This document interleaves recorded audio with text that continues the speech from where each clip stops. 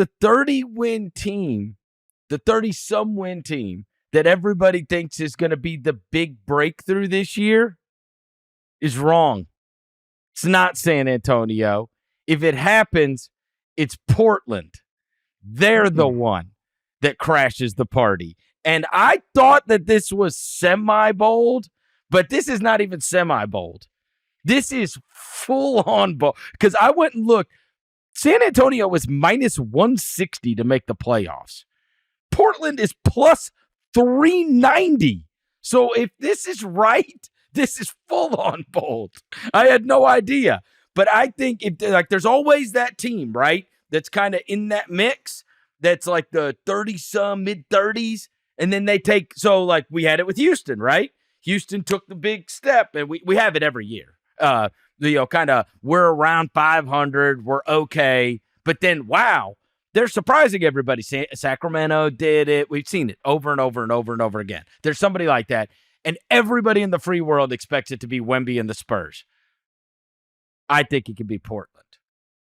That's the one. Because during the course of the regular season, over 82 games, somebody, if they play hard and they defend like they did the second half of last year. Top 5 defense second half of the year. Most of these teams do not defend every night, right? They defend every night. I think losing Ayton helps.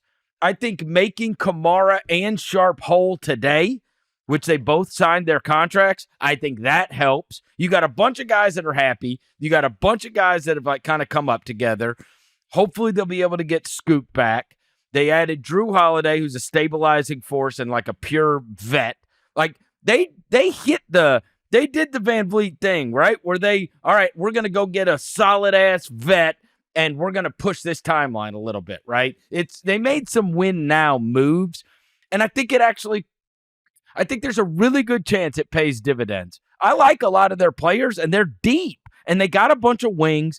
And if they defend like they did on a regular basis, especially once they just cut the cord on the Ayton stuff completely, and they've got Kamara and Avdia and Jeremy Grant and Klingon and all these guys, and now you add Drew Holiday, that mix, I think they're going to be a bitch to play against. They've won nothing, and you're got a totally veteran-laden top of the West, right? Like you've got Oklahoma City who's going to run it back, and you've got the both LA teams and Denver, you've got Denver, Minnesota, and Minnesota and Dallas, and it's like these guys, like they are in this weird age range and they haven't won anything yet.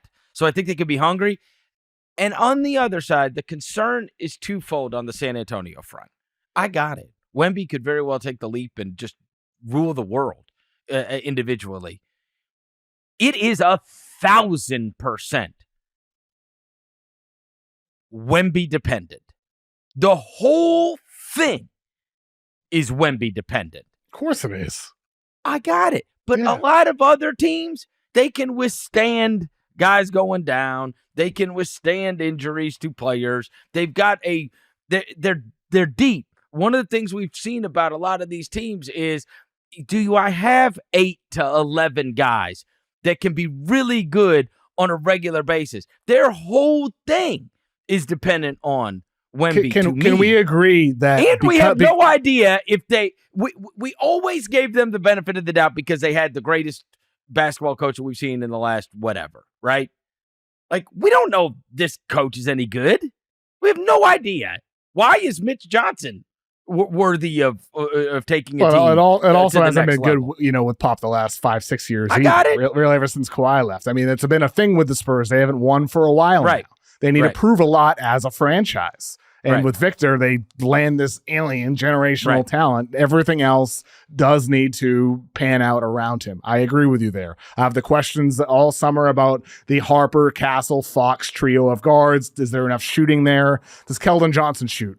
Jeremy Sohan, obviously he's not a reliable shooter yet. There's a lot of questions. Does Devin Vassell take a leap? Many, many questions about the Spurs around Wemby. But can we agree on this? The Spurs' ceiling is higher this season because of Wemby. We agree on that. No question. Okay, I agree with you there. Is it possible that both of these teams take a bit of a leap here. Blazers into 500 range. I think it is possible. Yes. Okay. I just like the depth of Portland. I do not. I agree. Portland has better depth. The stuff I love on San Antonio is young. You know what I mean? If you put Wemby on the Blazers, are they a championship contender in place of Donovan Clingan? Without question. That says a lot about their depth. Right. To your point, it says a lot about where Victor is today as a player. Because I think Sharpe could take a big leap too. Okay, so you saying that? What if the Spurs' depth by mid-year looks good? What if Harper's great as a rookie? What if Devin Vassell gets back to what he was pre-injury and he looks like he's taking a leap? What if De'Aaron Fox and Wemby have great chemistry? What if Keldon Johnson, he looked really good in preseason after I was very down on him after last year. What if Keldon Johnson looks more like the really good two-way energetic guy that we saw earlier in his career? What if the Spurs' depth suddenly starts looking good? What does that mean for the Spurs upside? To your point, it's Wemby dependent, but the depth could get better. It just hasn't showed it to me yet, right? Yes, not yet. And totally. Again, like what am I? Are we in one of those situations where when he's not on the floor, what are we? Yes. Yep. Right. And we'll see. Harper, Fox, they have a lot of guys now. Castle, maybe he takes a leap. A lot of guys who hopefully can. I can look. Yeah. I could see it popping. I could see him dominating the world. Yeah. I'm just saying. You're just hoping for a spot to open for your Grizzlies to slip in. That's all. No, shoot. I'm not worried about that. Look, the Grizzlies last year, what they win 48? I think they won 48. Yeah, they won 48, and that was with Morant playing 50 games. Yeah. So I'm not all that concerned. Understood. And Blazers, those extensions they signed, 4 years, $82 million for Kamara, 4 years, $90 million for Sharpe. These feel like team-friendly bargains, especially the Kamara deal. He's one of the best defenders in all of the league. He's become a super versatile offensive talent. Tell me this.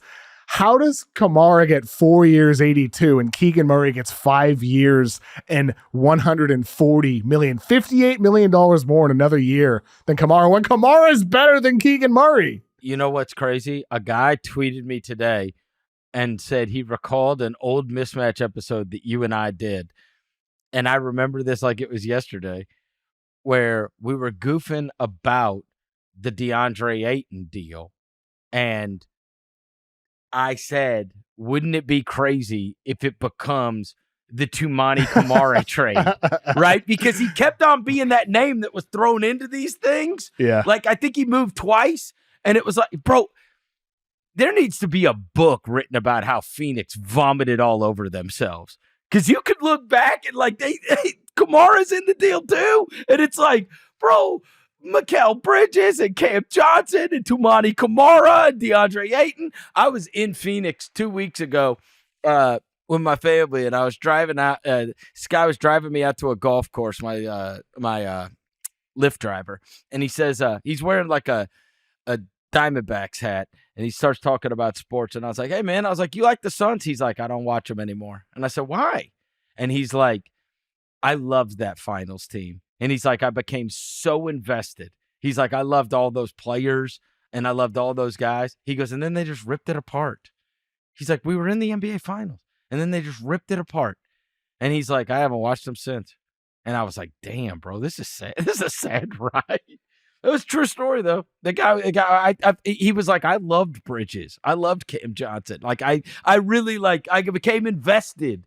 He's like, I even like that guy. He's like, who's the guy that did the crazy celebrations when he scored? I said, Campaign. He's like, yep, loved him too.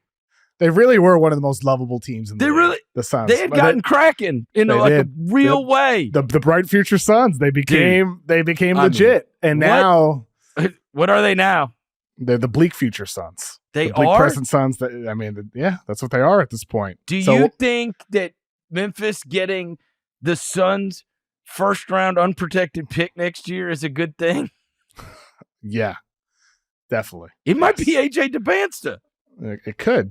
I mean, it might end up being the number one pick in the damn draft. I know. So Grizzlies get the top rights to that pick before anybody else. They've got it.